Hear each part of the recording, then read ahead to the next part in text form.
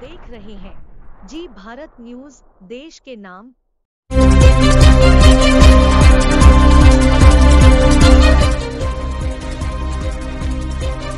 मुरादाबाद से बड़ी खबर। यूक्रेन रशिया युद्ध में भारत की सक्रिय भूमिका रही। गांधीनगर पब्लिक स्कूल मुरादाबाद में अवस्थी मेमोरियल कमेटी द्वारा वाद विवाद प्रतियोगिता का हुआ था आयोजन। आपको बताते चले कि आज दिनांक 17 दिसंबर 2022 को गांधीनगर पब्लिक स्कूल में अवस्थी मेमोरियल कमेटी द्वारा वाद विवाद प्रतियोगिता का हुआ था आयोजन। मामला आया सामने। इस कार्यक्रम में प्रतियोगिता का प्रारंभ मुख्य अतिथि भाजपा महानगर संयोजिका बेटी बचाओ बेटी पढ़ाओ श्रीमती अल्पना रितेश गुप्ता ने किया। कार्यक्रम में विशिष्ट अतिथि रवि कुमार सिंघल, प्रबंधक गांधीनगर पब्लिक स्कूल मुरादाबाद, अनिल अग्रवाल आयोजक सचिव, विजय गुप्ता, नितिन गुप्ता संयुक्त सचिव अवस्थी मेमोरियल कमेटी, श्रीमती सुधा गुप्ता, दिलीप रस्तोगी, श्रीमती मीरा अग्रवाल, श्रीमती शैल गुप्ता, श्रीमती अंशु गुप्ता, श्रीमती नैन्सी गुप्ता द्वारा दीप प्रज्वलन व सरस्वती माल्यार्पण के बाद कार्यक्रम हुआ प्रारंभ। इस प्रतियोगिता में करीब 35 स्कूली छात्र एवं छात्राओं की टीमों ने ली भागीदारी, जिसमें CBSE एवं UP बोर्ड के स्कूली छात्र। गांधीनगर पब्लिक स्कूल में हो रहे इस कार्यक्रम में सैकड़ों की संख्या में उपस्थित रहे स्कूली छात्र एवं छात्राएं। उत्तर प्रदेश के जनपद मुरादाबाद से मंडल ब्यूरो चीफ मुरादाबाद मोहम्मद उमर कुरैशी की विशेष रिपोर्ट जी भारत न्यूज उत्तर प्रदेश। सर, आपका शुभ नाम? ये वाद विवाद की जा रही है। जी सर। ये हमारे गुरु जी थे श्री विश्वनाथ अवस्थी, जो हिंदू कॉलेज के टीचर थे, गेम्स के टीचर थे और बहुत प्रोत्साहित करते खिलाड़ी। तो हमने सोचा इनके लिए एक टूर्नामेंट कराया जाए और सन 54 से अवस्थी क्रिकेट टूर्नामेंट के नाम से एक टूर्नामेंट कराया जाता। इसके अलावा अवस्थी मेमोरियल कमेटी जो इनके नाम से है, उसके माध्यम से हम पेंटिंग के, ड्राइंग के टूर्नामेंट कॉम्पिटिशन आयोजित करते हैं। और इसके अलावा एक ये डिबेट प्रोग्राम वाद विवाद प्रतियोगिता हर साल आयोजित किया जा रहा है, जिसमें लगभग 35-40 स्कूलों के बच्चे पार्टिसिपेट करते हैं। और इसमें बच्चों को प्रत्येक जो प्रथम पुरस्कार में पक्ष में और विपक्ष में दोनों को 5-5 हज़ार रुपये कैश दिया जाता है। द्वितीय पुरस्कार 3-3 हज़ार रुपये दोनों को दिया जाएगा। तृतीय पुरस्कार 2-2 हज़ार रुपये और सांत्वना पुरस्कार 1-1 हज़ार रुपये। इस प्रकार बच्चों के उत्साहवर्धन करने के लिए, उनके ज्ञान वर्धन के लिए ऐसे प्रोग्राम अवस्थी मेमोरियल कमेटी द्वारा निरंतर आयोजित किए जा रहे हैं, जिससे बच्चों का ज्ञान वर्धन हो, बच्चों का उत्साह हो और बच्चे इसमें ज़्यादा से ज़्यादा पार्टिसिपेट करें और बच्चे इसमें अपनी प्रतिभा का प्रदर्शन कर सकें। मैं अवस्थी मेमोरियल कमेटी का सचिव होने के नाते शुभकामनाएँ देता हूँ बच्चों को। और जितने भी लोग इसमें पार्टिसिपेट करते हैं, जो टीचर्स हैं, जजेस हैं, उन हमारी जो संयोजिका है वो श्रीमती शशि शर्मा है, प्रिंसिपल गांधीनगर पब्लिक स्कूल की, बहुत रुचि लेकर इस प्रोग्राम को आयोजित करते हैं। अब कई वर्षों से वाद विवाद प्रतियोगिता, शायद कुछ लोग पहले भी पार्टिसिपेट कर चुके हों, सब बच्चे आते हैं, बहुत खुशी होती है। तो उत्साह वर्धन करने के लिए, उनकी जो ज्ञान वर्धन करने हेतु इसी उद्देश्य है ये वाद विवाद प्रतियोगिता किया। मैं मैडम शशि शर्मा जी का, जिन्होंने सारा प्रोग्राम आयोजित करते हर वर्ष आयोजित करते, और यहाँ उपस्थित हमारी जो मुख्य अतिथि है श्रीमती अल्पना रितेश गुप्ता।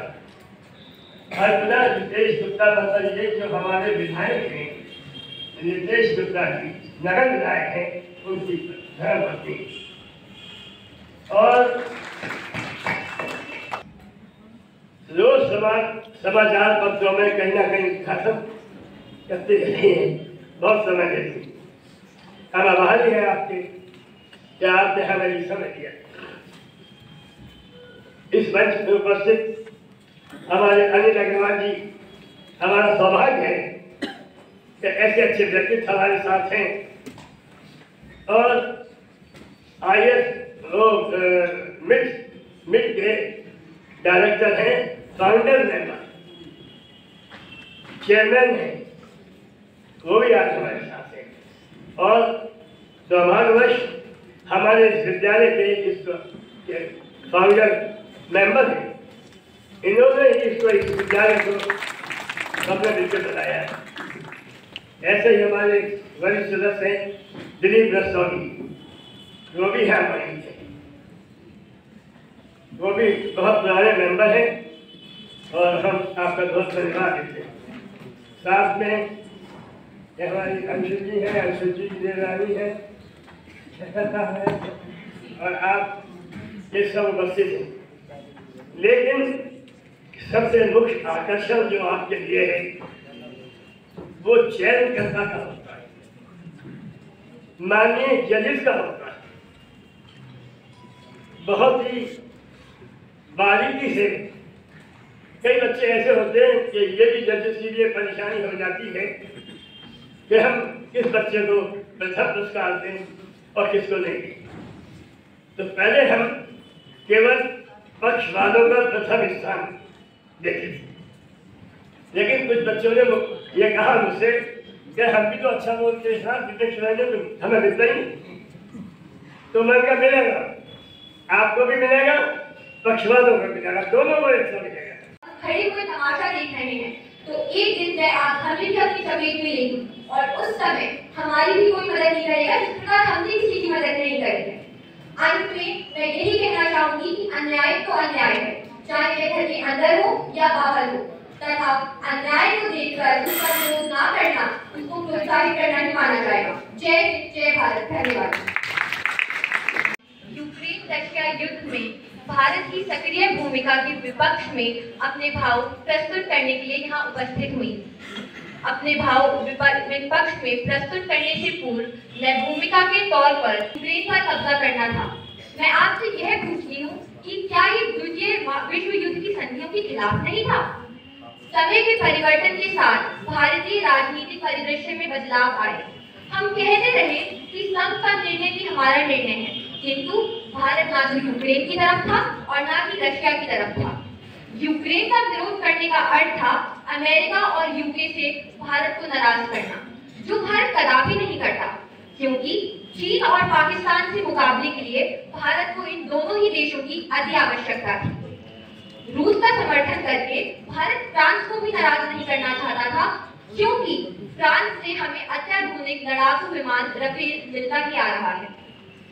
भारत की तटस्थता इस बात पे भी संकेत करती है कि भारत ने अपने चंद नागरिकों को बचाने की खातिर विश्व स्तर पर मतदान तक नहीं किया। भारत ने अपनी जय जयकार के लिए, अपनी स्वार्थ नीति के लिए लाखों जान दांव पे लगा दी। तो अपनी महक से, अपनी खुशबू से सारे परिवेश को सुगंधित कर देती है। प्रथम प्रतिभागी हैं, इनका उत्साह बदल करने के लिए जोरदार स्वागत। रिद्धिमा रस्तोगी पक्ष में अपने विचार प्रस्तुत करने के लिए आपका समय शुरू होता है अब।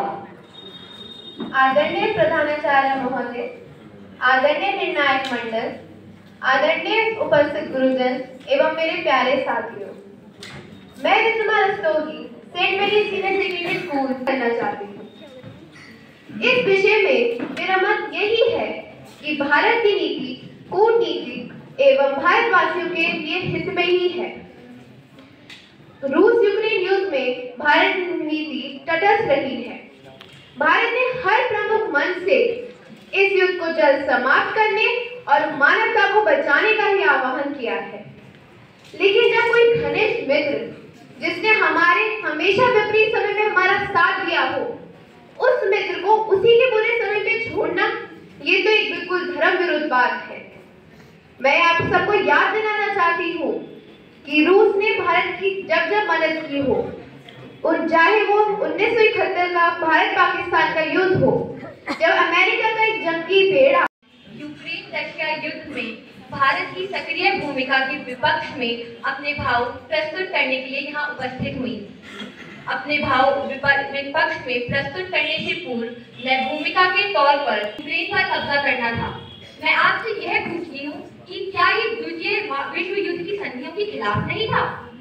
समय के परिवर्तन के साथ भारतीय राजनीतिक परिदृश्य में बदलाव आए। हम कहते रहे कि संघ का निर्णय भी हमारा निर्णय है, किंतु भारत ना तो यूक्रेन की तरफ था और ना ही रशिया की तरफ था। यूक्रेन का विरोध करने का अर्थ था अमेरिका और यूके से भारत को नाराज करना, जो भारत कदापि नहीं करता, क्योंकि चीन और पाकिस्तान से मुकाबले के लिए भारत को इन दोनों ही देशों की अति आवश्यकता थी। रूस का समर्थन करके भारत फ्रांस को भी नाराज नहीं करना चाहता था, क्योंकि फ्रांस से हमें अत्याधुनिक लड़ाकू विमान राफेल मिलता ही आ रहा है। भारत की तटस्थता इस बात पे भी संकेत करती है कि भारत ने अपने चंद नागरिकों को बचाने की खातिर विश्व स्तर पर मतदान तक नहीं किया। भारत ने अपनी जय जयकार के लिए, अपनी स्वार्थ नीति के लिए लाखों जान दांव पे लगा दी। ना कि युद्ध करना। भारत निरंतर ही इस युद्ध को सुलझाने के लिए प्रयत्नशील रहा है। यह युद्ध 24 फरवरी 2022 से शुरू होकर अभी भी गतिशील है। इस युद्ध का मुख्य कारण क्या रहा? इस युद्ध का मुख्य कारण यह है कि यूक्रेन नाटो नामक संगठन में शामिल होना चाहता है, परंतु यूक्रेन रशिया का पड़ोसी देश है। यदि यूक्रेन नाटो में शामिल हो गया तो नाटो में सम्मिलित अन्य देश अपनी अपनी सेनाएं रूस की सीमा पे लगा देंगे, जिससे रूस अपने आप को असुरक्षित अनुभव करता है। नाटो ट्रीटी के अनुसार यदि कोई देश नाटो में शामिल किसी देश पे हमला करता है तो नाटो में सम्मिलित अन्य देश मिलकर वापस हमला करेंगे।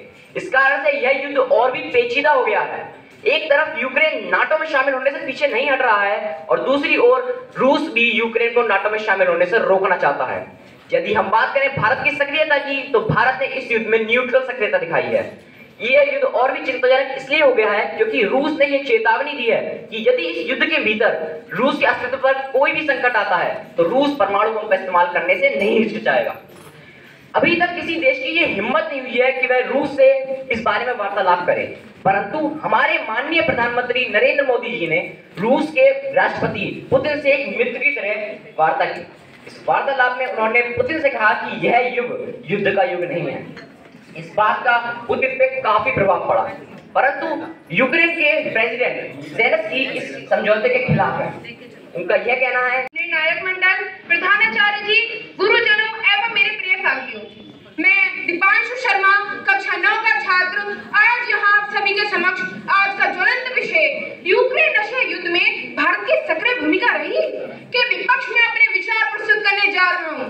सर्वप्रथम आपको पता होना चाहिए कि यूक्रेन और रशिया में विवाद किस मुद्दे को लेकर उत्पन्न हुआ, वह मुद्दा था क्या? चलिए मैं आज आपको बताता हूँ। यूक्रेन पहले रशिया का ही भाग था, बाद में आकर उनका बंटवारा हुआ। आज यूक्रेन नाटो उत्तरी अटलांटिक संधि संगठन का सदस्य बनना चाहता है। नाटो अमेरिकी और पश्चिमी देशों का एक सैन्य गठबंधन है। माना जाता है नाटो रशिया का दुश्मन है। रशिया ऐसा नहीं चाहता कि उसका पड़ोसी देश नाटो का मित्र देश बने। बस इसी विवाद ने बहुत बड़े युद्ध को जन्म दिया। यह युद्ध 24 फरवरी को प्रारंभ हुआ और आज इसे लगभग 11 महीने हो गए हैं। भारत ने बहुत समझदारी दिखाते हुए इस लड़ाई में एक जिम्मेदार वैश्विक शक्ति की भूमिका निभाई है। भारत के युद्ध में कोई भी सक्रियता नहीं रही है क्योंकि भारत के दोनों ही देशों से अच्छे संबंध रहे हैं। अगर भारत किसी एक देश की तरफ से बोलेगा या फिर लड़ेगा तो भारत के ऊपर इसका बुरा असर पड़ सकता है।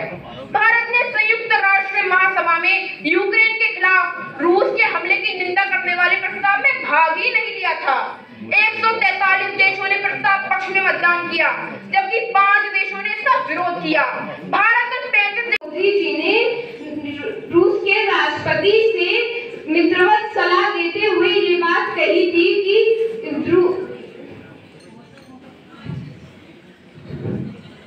कूटनीति के द्वारा ही सुलझा दिया जाए।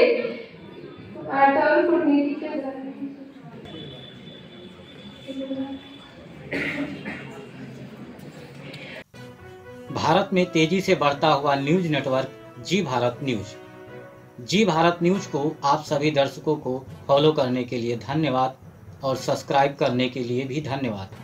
और हमारे नए दर्शक चाहें तो चैनल को सब्सक्राइब कर सकते हैं, लेकिन हम कभी आप लोगों से ये नहीं कहेंगे हमारे चैनल को लाइक करें, कमेंट करें, सब्सक्राइब करें। ये आपकी मर्जी के ऊपर डिपेंड करेगा, ये आपके ऊपर डिपेंड करेगा कि आप लोग चैनल को कितना प्यार देते हैं और जी भारत न्यूज को कितना सम्मान देते हैं। ये आप लोग स्वयं तय करेंगे। धन्यवाद।